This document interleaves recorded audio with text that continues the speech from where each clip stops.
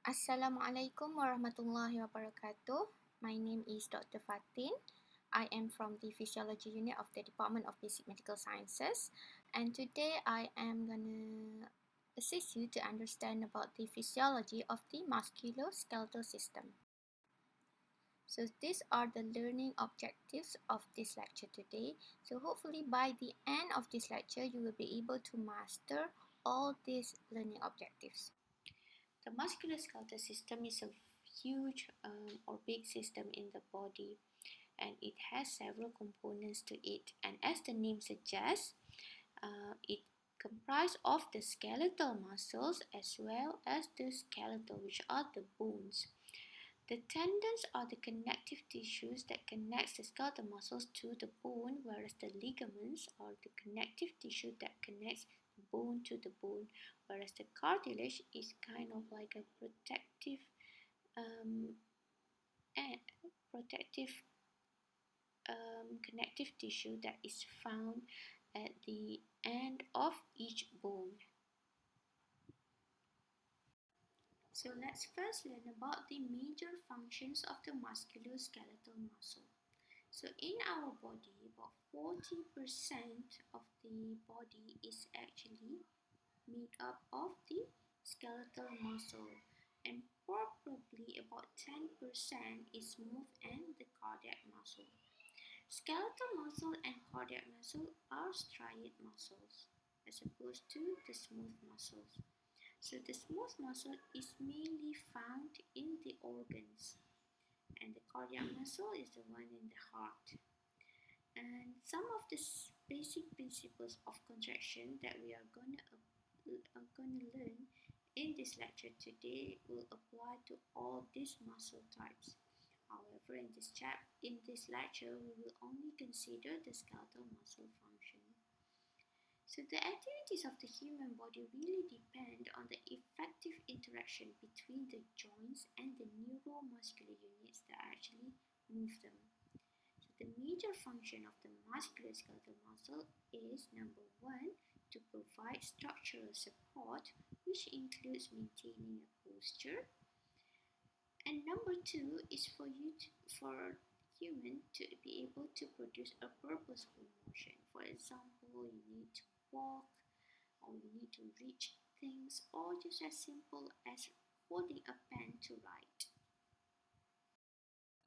In this lecture, we are going to focus on the skeletal muscle itself. So what are the properties of the skeletal muscles? There are 5 important properties of the skeletal muscles. The first one is skeletal muscles is excitable, which means that it responds to a stimulus. Number 2, it is conductive, which means that it can conduct an action potential. Number 3, it is contractible, which means that it is able to contract.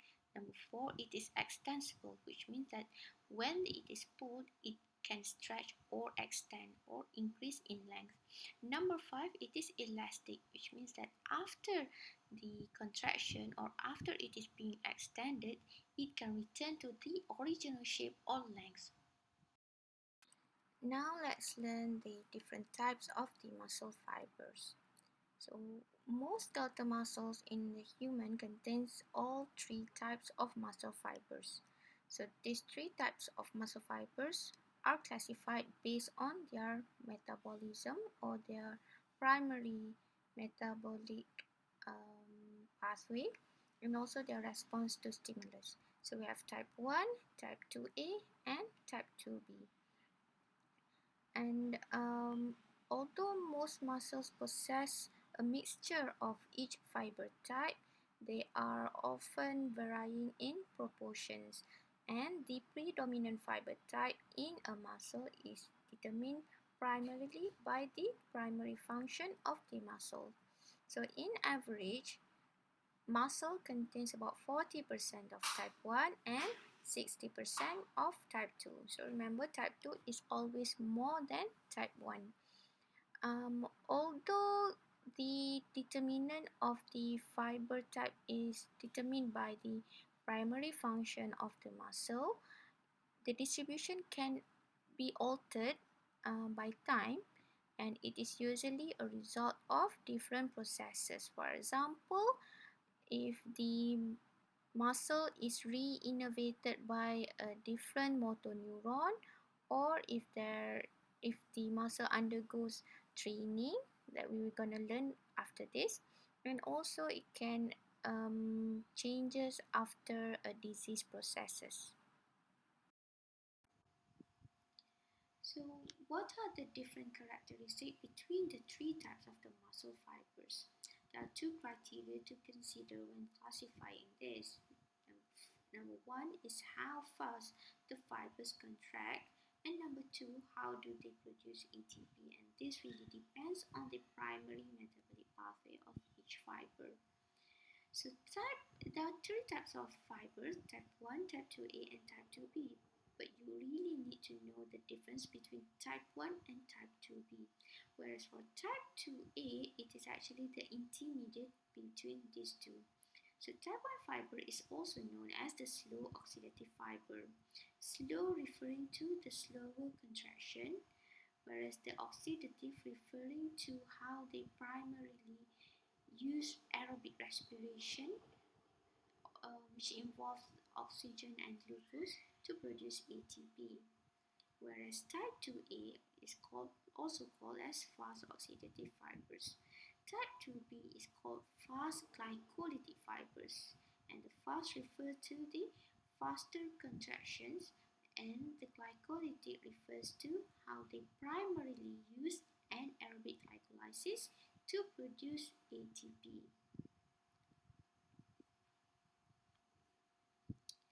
The type 1 fiber has a slower response to stimulus, whereas type 2B has a quicker response. But because type 1 mainly uses aerobic respiration or oxidative metabolism, it contains more mitochondria because the aerobic metabolism process takes place in the mitochondria. And because aerobic metabolism requires oxygen, they also have a more extensive vascular supply to supply the oxygen, and they all type 1 fiber also have a lot of myoglobin. So myoglobin is actually an oxygen carrying or an oxygen storage molecule, and it's very similar to hemoglobin. It's just that hemoglobin is the molecule in the red blood cell, whereas myoglobin is the molecule in the skeletal muscle. And because of the high myoglobin content, the type 1 fiber appears red in color. Meanwhile, the type 2B fibers, it has a rapid response to stimulus, and it contains more glycogen because it is the main energy source during the glycolysis. However, they do not possess a lot of mitochondria or myoglobin, and therefore type 2B fibers appear white. During the aerobic oxidative metabolism, each cycle produces more ATP compared to glycolysis, and therefore, because there are more ATP generated, type 1 fiber is actually capable of contracting for longer periods, and it is also more resistant to fatigue. Type 1 fiber also have relatively small diameter, therefore it does not produce a large amount of tension or force of contraction. But it is useful in maintaining the posture of the body, as well as stabilizing the bones and joints, and also for small movement which happens all the time but do not require a large amount of energy. On the other hand, because anaerobic glycolysis produces less ATP per cycle, the type 2B fibers fatigue at a quicker rate. Therefore, they can only be used for short periods. However, they do have large diameters and they can generate ATP quickly via glycolysis. Therefore, the type 2B fibers produces high levels of tension, and this allows them to produce rapid, forceful contraction, and they are particularly useful for producing powerful and fast movements that require high amounts of energy.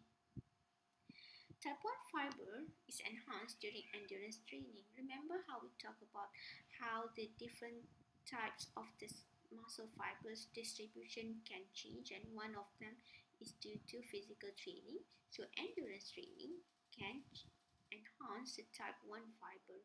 Endurance training is, for example, like long distance running. How do they modify these fibers? They make these fibers more efficient because they produce more mitochondria to enable more aerobic metabolism and more ATP production. They also increase the amount of myoglobin in the skeletal muscle fibers.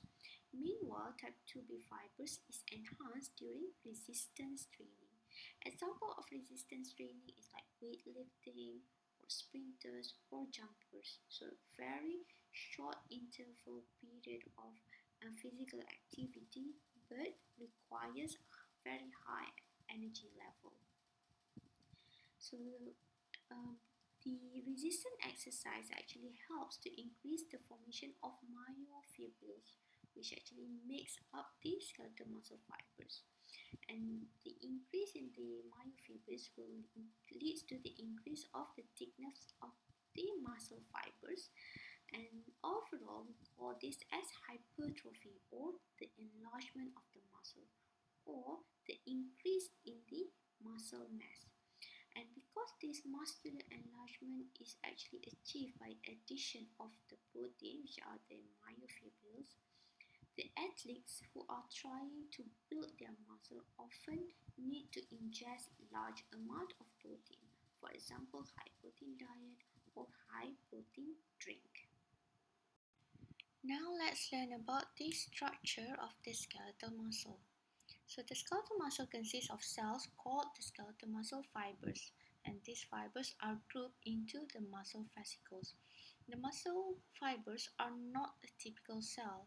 It is large and elongated and shaped like cylinders. And the diameter of a fiber can reach up to 100 micrometer in diameter and about 75 centimeter in length. The muscle fibers has many nucleates, therefore we call it a multinucleated, and it also contains a lot of mitochondria to generate ATP, because ATP will be used to generate the energy that is needed for the contraction of the skeletal muscle. The muscle fiber is surrounded by a plasma membrane called sarcolemma, and its cytoplasm is called sarcoplasma. The fibers contain myofibrils, and these are the ones which produce contraction. These myofibrils contains myofilaments that is made up by contractile proteins such as actin and myosins, as well as regulatory proteins such as troponin and tropomyosin. Myofibril is enveloped by the sarcoplasmic reticulum, and the sarcolemma and the sarcoplasmic reticulum communicates via a channel network called the T-tubule system. The myofilament is made up of the thick and the thin filaments, and these thick and thin filaments are arranged in sarcomeres, and the arrangement of the thick and thin filaments actually contributes to the striated appearance of the skeletal muscle. So this slide here actually summarizes the previous slide. So let's look at the myofilament, which is the unit that actually makes up the sarcomere. Okay, so myofilament is comprising of thick filament and thin filament. So let's look at the thick filament first. So on the left hand side here, labeled as A, is the uh, uh, representative figure of thick filament. Thick filament is comprising of a large molecular weight protein which is called myosin, and this myosin it has chains, including the heavy chains and also the light chains. So the heavy chain myosin has an alpha helical structure, and together these two heavy chains will form the tail of the myosin here. So the tail, the long tail here. Meanwhile, the four light chains will form the globular heads on the myosin molecule. So we have like two heads here. So these are made of the light chains. And this head is particularly important because they contain two important sites. The first site is the actin binding site. So the actin binding site is crucial for the formation of cross bridge. So we're going to learn about the cross bridge later on, but you just need to know that the head of the myosin contains the actin binding site.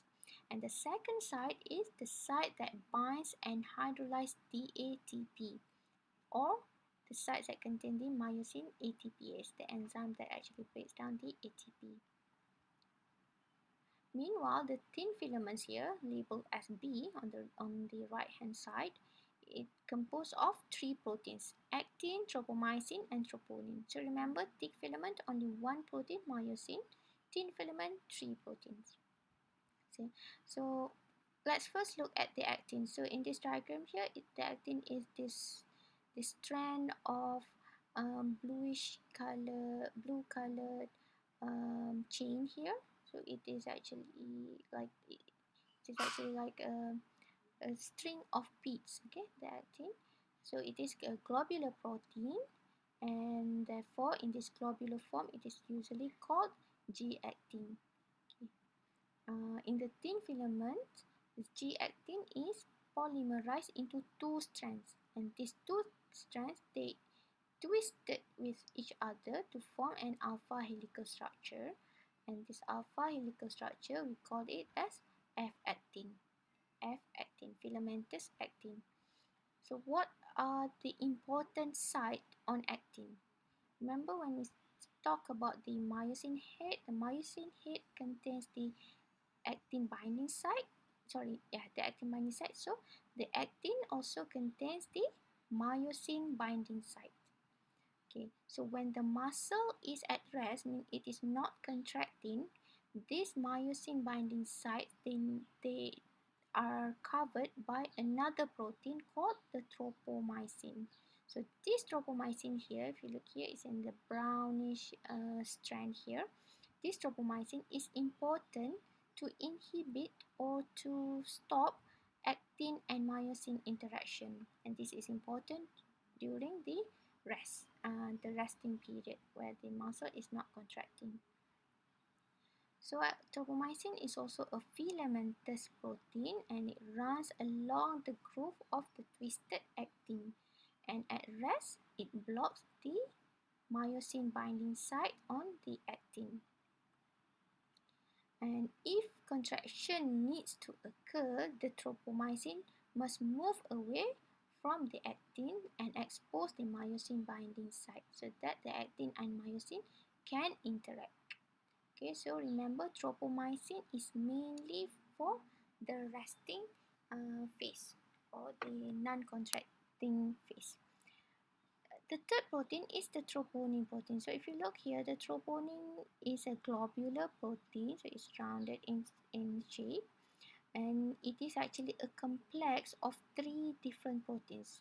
So we have troponin I, troponin C, and troponin T, ICT. And where is it located? It is located along the tropomyosin filament, and in this diagram here, you only see it only shows one troponin. Okay, but actually the troponin, it is located at regular interval all the way along this tropomyosin filament. So what are the difference between troponin I, troponin C, and troponin T? Okay, so first we look at the troponin T. Okay, T stands for tropomyosin. Okay, so troponin T attach the troponin complex to tropomyosin. So look, it is at the bottommost part, the closest to the tropomyosin. So this is the troponin that actually is responsible to hold the troponin complex to the tropomyosin. Troponin I, on the other hand, I stands for inhibition. So troponin I, along with tropomyosin, they work hand in hand to inhibit the interaction of actin and myosin by binding the myosin binding site on the actin. So troponin I, the function is similar to tropomyosin. And finally, we have troponin C, which is actually probably one of the most important complex of this most important component of this troponin complex. So troponin C, C stands for calcium ion or calcium. It binds calcium it binds calcium in the skeletal muscle fibers itself. So during a contraction, there will be an increase in the intracellular calcium. And this calcium, when it binds to the troponin C, it will then produce a conformational change in the troponin complex. And this conformational change will move the tropomyosin out of the way and then will allow the binding of actin to the myosin. So this table here actually summarizes the properties and also the functions of each of the proteins in the thick filament and in the thin filament. So I mentioned before that the thick filament and the thin filament makes up the sarcomere. So what is sarcomere? Sarcomere is the basic contractile unit, and each sarcomere, it is delineated by the Z disc.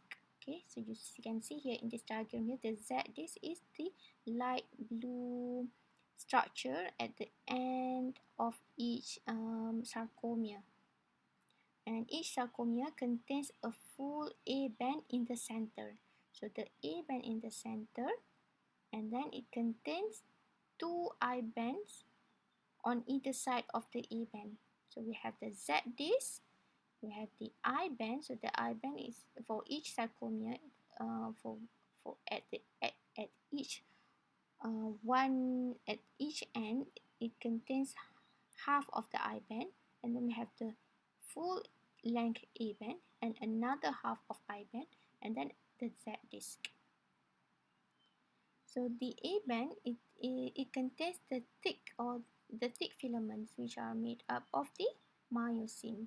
And this thick filament, under the polarized light, under the microscope, they appear dark. So it has a darker band compared to the other parts of the sarcomere. And in the in the A band here, there are areas where the thick and the thin filaments overlap. And this overlapping area between the thick and the thin filaments are the potential sites of the cross bridge formation. Meanwhile, the I band located at either side of the A band, in between the A band and the Z disc, under the polarized light, they appear lighter in color. And this I band, it only contains the thin filaments only. And they do not have any thick filament. So the Z discs are the darkly staining structures that run down the middle of each I band, and it marks the end of each sarcomere. We also have the bare zone. So what is the bare zone? The bare zone is located in the center of each sarcomere. So it is in the center of the sarcomere as well as the center of the A band. So this bare zone, they contain no thin filament, and therefore at the bare zone there is no overlapping between the thick filament and the thin filament.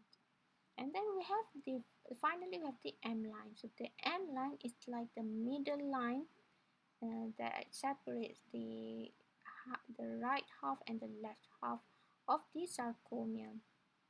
And this M line, it contains darkly staining proteins that link the central portions of the thick filaments together.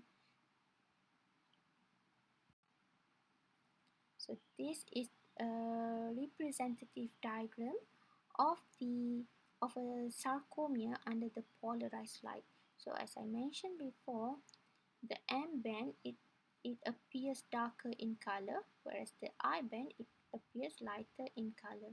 And then we have the Z disc at the both ends of the sarcomere, which also appears darker in color. And then we have the M band here, which is at the middle of the A band, which is also darker in color. So for this one, I expect all of you to be able to interpret the the to identify um, and name the different bands and the different zones on the sarcomere under the polarized light. Again, this table here summarizes all the description of each of the different parts or components of the sarcomere. So let's move on to the transverse tubules. So transverse tubules, also known as T-tubules, they are an extensive network of the muscle cell membrane. Remember what are the muscle cell membrane? They are not called plasma membrane, they are called the sarcolemma. Okay, so they are the extensive network of the sarcolemma that invaginates deep into the muscle fibers. So if you see here, this is the sarcolemma membrane, and then it suddenly goes invaginates into these skeletal muscle fibers to produce kind of like a very deep pit. Okay, and these are the transverse tubules. So these T tubules, they are responsible for carrying depolarization from the action potential at the muscle cell surface to the interior of the fibers. And these T tubules, they make contact with the terminal cisternae of the sarcoplasmic reticulum. Remember what is sarcoplasmic reticulum? So sarcoplasmic reticulum is the structure that covers the myofibrils. Okay, myofibrils. And these T-tubules, they contain a voltage-sensitive protein that is called dihydropyridine receptor.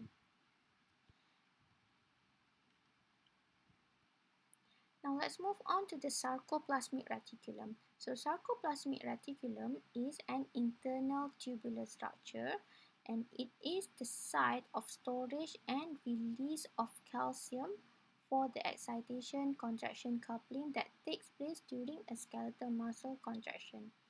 As previously mentioned before, the terminal cisternae of the sarcoplasmic reticulum make contact with the T-tubules in a triad arrangement, and the sarcoplasmic reticulum contains a calcium release channel called the ryanodine receptor. Okay, so the T-tubules contain dihydropyridine receptor, whereas the sarcoplasmic reticulum contains the ryanodine receptor. So how does the calcium is accumulated or is collected in the sarcoplasmic reticulum? So this is achieved by the action of another protein, which is the calcium ATPase, or also known as SERCA. So this SERCA is contained within the sarcoplasmic reticulum membrane. So this SERCA will pump calcium from the intracellular fluid of the muscle fibers into the interior of the sarcoplasmic reticulum, and it will keep the action of SERCA will keep the intracellular calcium concentration low when the muscle fiber is at rest. So how does the calcium is contained within the sarcoplasmic reticulum? So it in the sarcoplasmic reticulum, the calcium is actually bound to another protein known as the calsequestrin. So this calsequestrin, it is a low affinity but high capacity calcium binding protein. And when the calcium binds to the calsequestrin in the sarcoplasmic reticulum, this helps to maintain a low free calcium concentration inside the sarcoplasmic reticulum. So remember, in the sarcoplasmic, inside the sarcoplasmic reticulum, the calcium can be either free. Free means it is not bound to any protein, or it can be bound. So bound is when it is bound to the calcium protein. So when there is low calcium concentration inside the, when there is a low free calcium concentration inside the sarcoplasmic reticulum, this will reduce the work of the calcium ATPase pump or the SERCA. A large quantity of calcium can be stored in the sarcoplasmic reticulum in the bound form, while the intrasarcoplasmic reticulum free calcium concentration remains extremely very low because most of them are bound. So this slide summarizes all the properties and the function of the transverse tubules or T-tubules and the other structures and proteins that are related with the T-tubules, including the sarcoplasmic reticulum, the dihydropyridine receptor, the ryanodine receptor, as well as the SERCA. In order for a skeletal muscle to contract, it needs to receive the appropriate command from the central nervous system, and this information is carried out by the motor neurons. So the motor neurons are the nerves or the neurons that innervate the muscle fibers, and usually the innervation is in the middle of the muscle fibers. It is important to note that a single motor neuron does not only necessarily innervate one muscle fiber only. So we have this term called the motor unit. So the motor unit comprises of a single motor neuron and all the muscle fibers that it innervates. And this motor unit can vary in size from a single motor neuron which activate a few muscle fibers up to a single motor neuron that may activate thousands of the muscle fibers. So if the muscle fibers that is innervated is small in number, it is called a small motor unit, and usually it is involved in fine motor activities. For example, the muscles involved in their facial expression. Large motor units are often involved in gross muscular activities. For example, the locomotor function, which is walking or running. So this slide summarizes the important events that take place at the neuromuscular junction. Why do I include this slide into this lecture? It is because it is related to how the contraction of the skeletal muscle initiates. So the important events in the neuromuscular junction starts with the arrival of the action potential in the nerve. So what kind of nerve is this? This is a motor neuron. Okay, and then the action potential will then leads to the influx of the calcium into the nerve, and this will then leads to the release of the neurotransmitter from the presynaptic nerve terminal. What kind of neurotransmitter is involved in the neuromuscular junction? It is the acetylcholine. So this you must know. Acetylcholine is the neurotransmitter that is released at the presynaptic nerve terminal. So when it is released into the synaptic cleft, the acetylcholine will then bind onto the acetylcholine receptor, which will then lead to the opening of the sodium channel and influx of the sodium channel into the motor end plate. And the influx of the sodium will then changes the membrane potential, leads to the depolarization of the motor end plate, and leads to the trigger of the action potential in the muscle. And what happened to the acetylcholine afterwards, after the action potential has initiated? So this acetylcholine will then be hydrolyzed by an enzyme known as the acetylcholinesterase. It will be broken down into the acetate and choline, and this choline will be reuptaken into the presynaptic nerve terminal, in which it will be recycled to synthesize the acetylcholine again.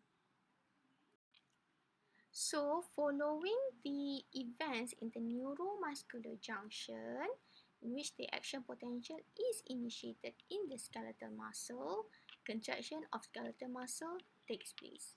So, the contraction of skeletal muscle is mostly under the voluntary control, which means that that person is aware of the contraction and is able to control the contraction of his muscle. So, he knows that he's going to move that muscle. Okay, or contraction of skeletal muscle may also occur under the reflex control. So this is mainly by the spinal reflex that you are going to learn next year. So, how does the muscle contraction occurs? It is actually the shortening of the myofilaments, which are the thick and the thin filaments within the muscle fibers itself. So the event that connects between the action potential arriving at the motor end plate and the contraction of skeletal muscle is called the excitation contraction coupling. So the stimulation will causes an action potential to be transmitted along the sarcolemma. So sarcolemma is the covering of the muscle fibers. Then through the T-tubal system, which is the invagination of the sarcolemma through or into the muscle fibers to the sarcoplasmic reticulum. So once the action potential reaches the sarcoplasmic reticulum, this will cause the release of calcium from the sarcoplasmic reticulum into the sarcoplasm. And as a calcium concentration in the sarcoplasm increases, it will then bind to the troponin C, and once it binds to the troponin C, it will then causes the release of tropomyosin from the actin, and therefore exposing the myosin binding site on the actin, and this allows the actin and myosin to cross-link, and this will then lead to the shortening of the myofilaments. So this shortening of the myofilaments is seen as the contraction of the skeletal muscles. So the muscle fibers continues to shorten as long as the calcium is in the sarcoplasm, until the calcium is actively pumped back by SERCA into the sarcoplasmic reticulum. So when SERCA acts, then the calcium concentration in the sarcoplasm is low. It will then breaks the cross-link between the actin and myosin, and this will lead to relaxation of the fiber. So the shortening of the myofilaments actually requires energy in the form of ATP. So we're going to look at the mechanism of how ATP produces the shortening of the myofilaments. So the skeletal muscle contraction actually occurs according to the sliding filament theory. So in this theory, only the thin filament, which is the actin, slides past the thick filament during contraction, which means that the moving filament is the thin filament, whereas the thick filaments remain stationary. So the myosin, which is a thick filament, it covalently binds to the exposed binding site on actin, and then it undergoes a conformational change, which then pulls the actin along. Then when it then releases the actin and returns to its original shape, extend out laterally again, and then forms another binding with the actin at another site. And This is repetitively occurring, in which the final the overall effect is the shortening of the sarcomere, which actually causes the muscle contraction. So this slide here summarizes the events during the excitation contraction coupling in the skeletal muscle. So once the action potential arrives at the muscle membrane, the depolarization will travel down the T-tubules until it reaches the sarcoplasmic reticulum and triggers the opening of the ryanodine receptors, which then leads to the opening of the calcium channels. Therefore, calcium is released from the sarcoplasmic reticulum into the sarcoplasm. So this slide here summarizes the excitation contraction coupling that occurs in the skeletal muscle. So once the action potential reaches the muscle membrane, the depolarization will travel down the T-tubules and reaches the sarcoplasmic reticulum. This will then open the calcium release channels, also known as the ryanodine receptors, and cause the release of calcium from the sarcoplasmic reticulum into the sarcoplasm. The increase in the intracellular calcium concentration will trigger the calcium to bind to troponin C and causes the tropomyosin to be pushed away and expose the myosin binding site on actin. This allows the interaction between actin and myosin, which is known as the cross bridging, and then forced generation or shortening of the myofilament takes place, and this shortening of the myofilament continues until the calcium is pumped back by Cerca into the sarcoplasmic reticulum, and that is when relaxation of the skeletal muscle takes place. So what is a cross-bridge cycling? So cross-bridge cycling refers specifically to the action of the cross-bridge, which is the head and the hinge region of the myosin filament. It is essentially acting like a bridge when the head is covalently bonded to actin, and this bridge is continuously being formed and broken during muscle contraction. And this action actually allows the filaments to slide the way they do. If we look at the diagram here, we have 5 phases of the cross bridge cycling, and actually the A and the E is the same phase.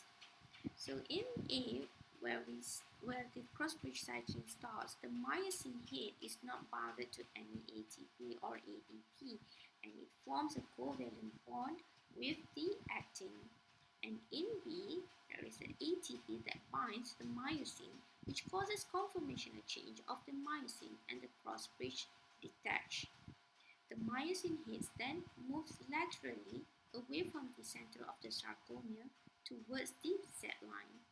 When the ATP is hydrolyzed from ATP to ADP and phosphate, as shown in the figure C, these byproducts are still covalently bonded to myosin. However, there is a high energy state that occurs, and in D, the myosin head, which is in the high energy state, will then form a new cross bridge with actin at a new site. And this site is, compared to the first site in A, is more lateral. Um, is more lateral. And finally, once the ADP is released or detached from the myosin head, the power stroke occurs, in which the myosin head moves towards the center of the sarcomere, pulling actin along, which causes the power stroke. And this whole process will then start again. The amount of tension that is developed by the skeletal muscle actually depends as well on the frequency of the stimulus. So if there is a single stimulus, the skeletal muscle will undergo a complete cycle of contraction and relaxation. Relaxation occurs when the sarcoplasmic calcium is pumped back into the sarcoplasmic reticulum by the action of Cerca. However, if the skeletal muscle has not completely relaxes, then it receives another stimulation, summation will occur. Therefore, the tension of the second twitch will add up to the first twitch. And then what happens if the stimulation is so rapid that the skeletal muscle does not have the time to relax at all? This is when tetanus occurs. So tetanus is when the maximal sustained contraction takes place due to very rapid stimulation. And can why or how can the tetanus occurs? It is because when the stimulation is so rapid, there is not enough time for the sarcoplasmic reticulum to reaccumulates the sarcoplasmic calcium, and therefore the sarcoplasmic calcium remains high, and this results in continued binding of the calcium to the troponin C and continued cross-bridging cycling. We previously learned about the different types of the skeletal muscle fibers. Now let's learn about the different types of the muscle contraction itself. But before that, let's understand this and remember this, that a muscle contraction does not always equal to shortening of the muscle. So there are two main types of the muscle contraction, which is the isotonic and the isometric contraction.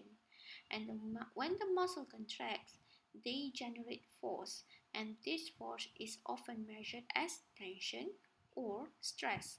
And there will also be changes in the length of the muscle. So in isotonic contraction is where during the contraction the muscle maintains a constant tension or a constant force. However, there is changes in the length. So iso refers to similar or same or no changes, whereas tonic refers to the tension or the force of contraction. So essentially, there are two types of isotonic contraction, which is the concentric and the eccentric.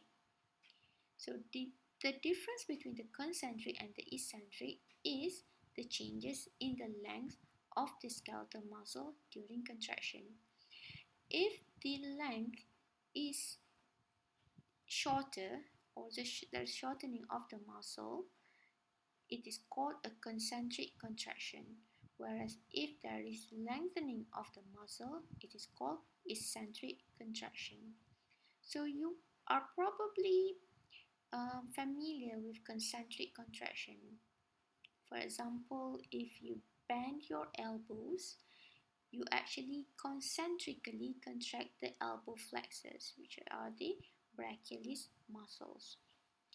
However, the concept of the eccentric contraction may not be as clear as concentric concentric contraction. So for eccentric contraction, during the contraction, the length is the muscle is increasing in length.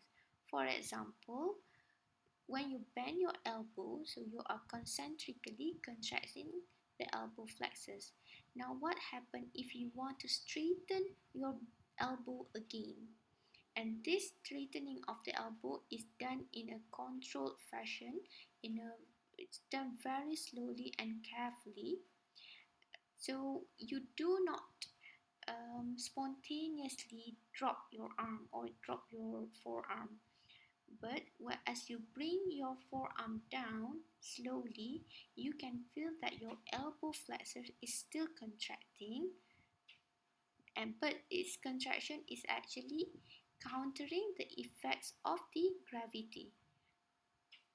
If you do not eccentrically contracting your elbow flexors, your forearm can fall much more faster and much more in a more dangerous way. So the second type of muscle contraction is the isometric contraction. So iso refers to the same or similar, and metric refers to the length of the muscle. So during isometric contraction, the muscle changes in its tension. Usually the changes is positive, so there's increase in the tension or the force of contraction. However, there is no change in the length. And during isometric contraction as well, there is no joint movement, therefore there is no movement that takes place. For example, if you are pushing against a wall with flexed elbow, so your elbow doesn't move and the wall doesn't move, but you can feel that the tension in your arm is increasing. Another example is when you lift something heavy and hold it in front of you without moving your arm without moving your arm and without moving the object. Okay, for example, while weightlifting, okay, there's not much movement, but there is increasing tension or increasing force of contraction in the affected muscle. It is important to note that in isometric contraction, the tension that develops in the skeletal muscle depends on the length of the muscle while contracting, and this actually follows the length tension curve that we will learn in detail after this. So when we talk about the biophysical properties of the skeletal muscle, we will talk about two kinds of relationship: the length tension relationship and the force velocity relationship. And both of these are related to the type of the skeletal muscle contraction. So in isotonic contraction, the amount of tension that the fiber can develop actually follows the length tension relationship. So in the length tension relationship, it describes the effect of the different muscle fiber lengths on the amount of the tension that the fiber can develop. So the muscle length is also known as the preload. So if you look at the chart here, on the x-axis is the muscle length or the preload, and on the y-axis is the tension.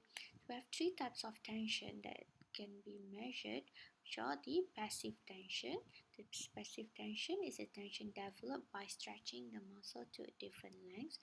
So you think of the tension produced in a rubber band as you progressively stretch the rubber band to longer length. So that is the kind of the passive tension. And secondly, we have the total tension. The total tension is the tension developed when a muscle is stimulated to contract at the different preloads, and it is actually the sum of the active and the passive tension. And number three is the active tension. So the active tension refers to the active force developed during the cross bridge cycling, and it is actually the tension of the total tension minus the passive tension, and it is proportionate to the number of the cross bridge that cycle. Now let's look at the graph here again. So at the middle of the x-axis, we have this length at maximum cross bridge overlap. So this is also called as the optimum length or optimum preload. So at this optimum length is when the active tension is at the peak. Before this length, the active tension is reduced. This is because as the muscle length is decreased, the thin filaments may actually collide with each other in the center of the sarcomere. Therefore, there is reduced number of possible cross bridges. And after this optimum length, there's also decrease in the active tension, and this is because When the muscle is stretched to longer length, the number of possible cross bridges is also reduced. So the second biophysical properties of the skeletal muscle is described by the second curve or the second relationship, which is the force velocity relationship. So force velocity relationship concerns with the isometric contraction as opposed to the length tension relationship, which concerns about the isotonic contraction. So the velocity at which a muscle shortens is strongly dependent on the amount of force that the muscle must develop. And this force that the muscle must develop is known as the afterload. So the force velocity relationship actually describes the velocity of the shortening of the skeletal muscle when the force against which the muscle contracts or the afterload is varied. The velocity of the shortening is maximum when the afterload on the muscle is zero. So this is actually a common sense, right? So if there is nothing that stops the skeletal muscle from contracting, so there's no overload at all, the skeletal muscle can contract or can shorten very quick. Therefore, that's why the velocity of the shortening is maximum when the afterload on the muscle is zero. And this maximum velocity of shortening actually corresponds to the speed of the cross bridge cycling. Now, if you look at the graph here, as the afterload is slowly increased, there is decrease of the velocity of the shortening of the skeletal muscle, and this is because the cross bridges can cycle less rapidly against the higher resistance. And as the afterload increases to even higher levels, the velocity of shortening is reduced up till zero, and therefore it cannot shorten anymore. So an analogy is if during the Vmax is when you lift something very light like a paper or a feather, so you can quickly lift it up. But if you try to lift very heavy objects, for example a ton of bricks, you can only contract your skeletal muscle very slowly because the afterload is actually high. So this is the end of the lecture. If you do have any question, please do not hesitate to contact me via my email or my mobile phone. So that's all. Thank you. Assalamualaikum warahmatullahi wabarakatuh.